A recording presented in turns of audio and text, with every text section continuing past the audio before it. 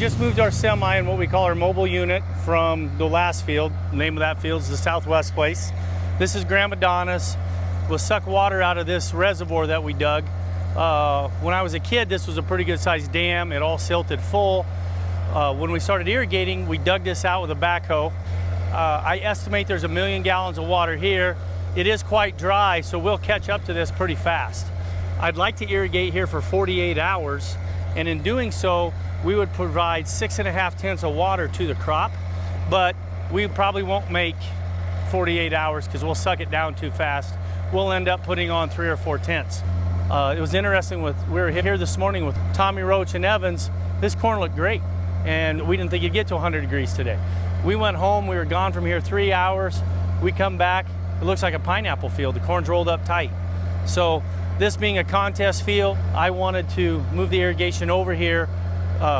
In just a few hours, I believe this corn will unroll and we'll be pretty happy again. Whoa. Well, the engine died. I don't know what happened there.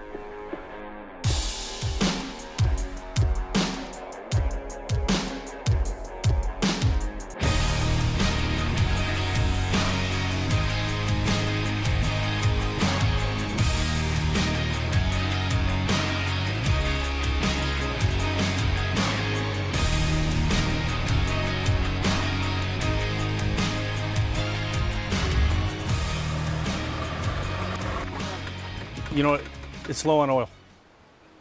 I about guarantee it. The mercury switch is out of adjustment, so they're gonna adjust that, add a little oil, and it'll be fine. Summer has come early to western Iowa. With temperatures hovering around 100 degrees, each plant shifts from growth to survival. This is a pretty tough spot right here.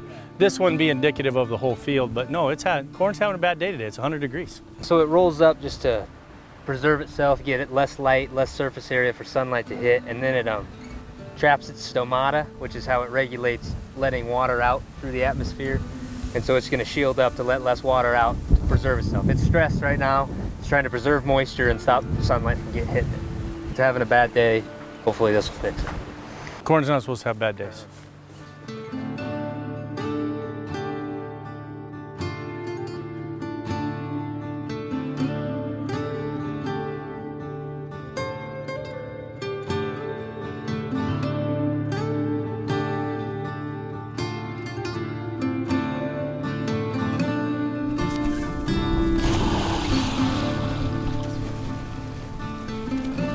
Go that way. I want to know out here. There's a turtle out there. I ain't going that way. Where's there a turtle? I don't see a turtle. What? That turtle won't bite. Go out that way. Right there. How deep is it right there? Yeah, he acts like he's in there with an alligator. Is it deep right? All right, you ready? Yep. So I'll put my arm in there. Okay.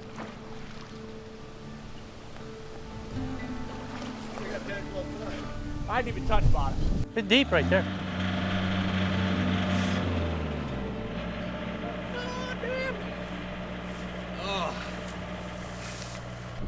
I didn't touch bottom out there and towards the middle. Right there, right kind of where the hose is at, it went like this and went above my arm, so 6'2" plus however long my arm is. Plenty deep for now.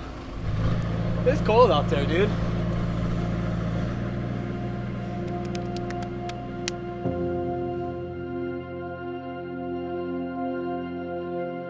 Water and sunlight are key to plant growth. In 2015, Kelly took steps to control one of those factors.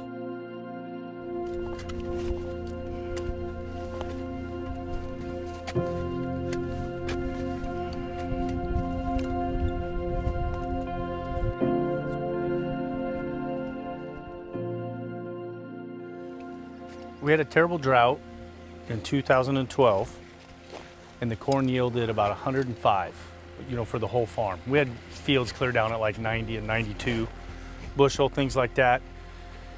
And we were part of a marketing group that took us on a vacation to Fresno, California. And, sitting there talking with those guys, and they were talking about drip irrigation versus a pivot and how much more water efficient it was, and that some of them were going to switch to that because their wells were going dry. So after they talked about it, you know, with the drought and everything, and the fear of that, and being a control freak like I am, I searched it on the internet, got a hold of Tim Wolf at 21st Century in Scottsbluff, Nebraska, which was a John Deere water irrigation dealer. And Tim and I had great conversations. He tried to help me and line me up with somebody in Hastings, but there was just never anything we could do. There was a guy from Radcliffe, Iowa that came down, and he looked at our hills and told me I was crazy, and he went home. And I had really kind of given up. But it's encouraging when you see the earthworms. There's another one. And when you see the root hairs and things like that. And then in the summer of 15, Tim Wolf called me back. He said, "Did you ever do anything with irrigation?" I said, "No, Tim, I gave up. I can't find anybody to work with." And he said, "I got the guy for you." And he set Kurt up, and Kurt came up and we talked and looked, and Kurt said I was crazy for the hills, but he wanted to try. We knew it was going to be a challenge for sure. This steep of hills wasn't something we had dealt with before. 2.5 feet of elevation change, you have to have 1 pound of pressure to overcome that elevation. So just the sheer magnitude of these rolling western Iowa hills, we knew it was going to be a challenge. A week or so later, we had Kurt come back, and I got my dad corralled, and we talked about it. And then I remember we were in the office in the shop. Kurt went outside, and I said, "Well, what do you think?" And my dad, you know, he was hesitant and skeptical like everybody was, but he's like, "Well, after talking to Kurt, I don't know why it wouldn't work." And I said, "Well, why don't we try 80 acres then? What do we got to lose?" And I still remember he shook his head and he's like, "Okay." And there was no backing up after that because I knew that, you know, that we could give it a shot. Without Tim Wolf remembering my number, we wouldn't be here today. And without Kurt being as crazy as I am, we wouldn't be here today either. So here we've got the emitter.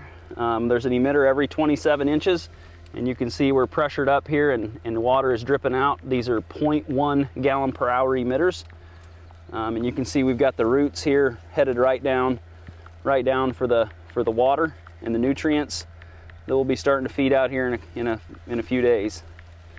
So beautiful setup here. So essentially how the drip line emits the water is that drip line is running, and then it just it slowly builds a bulb of water that's going to move in a laminar fashion across the rows and feed those roots. When you overwhelm that with a higher rate of water, then you create channels and leaching, and so this 0.1 emitter was really well suited for this particular field, and actually you guys use it quite often in your installations. So our drip line's here on 60-inch spacing. So we've got one drip line here, and our next one is right here. So you can see we're between the rows in this particular spot, which is ideal. Ideal layout would be 15 inches on either side. With this slope and this soil type, it's not near as important, but this is a great orientation here of 60-inch drip line on 30-inch corn. So these roots, if we come back in 6 weeks, the roots will have gone heavy to the side with the drip line. In other words, they're going to go where there's water. So this is going to get super dry in between this row, but the roots are going to go out here and they're going to feed where there's water. So every row has access to every row has access to a drip line.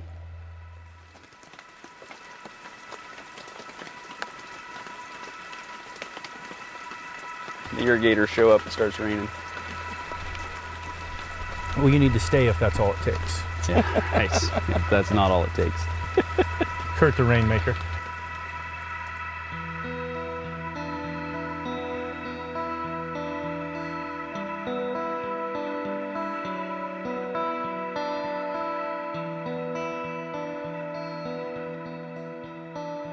F. Scott Fitzgerald once said, "Summer is only the unfulfilled promise of spring."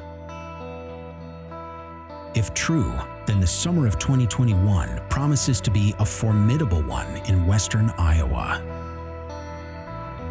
For Kelly, his focus now turns to making sure the crop has enough water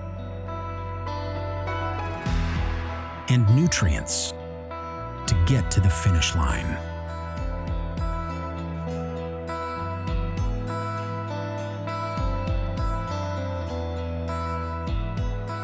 It's a simple strategy, no bad days.